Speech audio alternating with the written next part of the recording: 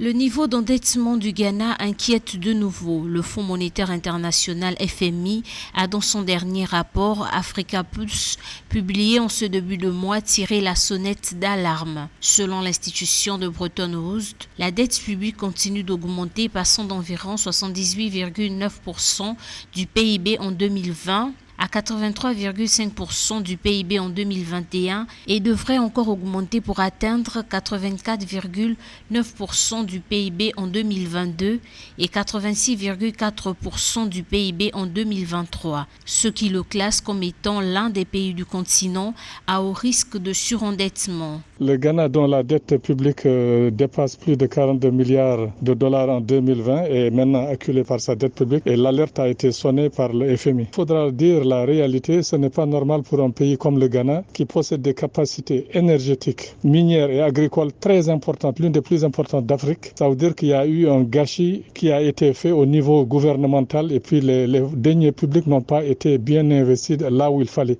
La pandémie mondiale de Covid-19 et les effets de la guerre en Ukraine ont plongé la deuxième économie d'Afrique de l'Ouest dans une inflation à deux chiffres à 27%. D'après les observateurs, les problèmes majeurs du Ghana sont d'ordre structurel. En quelques années seulement, le pays s'est beaucoup endetté. Le taux atteint désormais 78% du produit intérieur brut contre 62,5% il y a 5 ans. Donc la corruption sévit à plein au Ghana.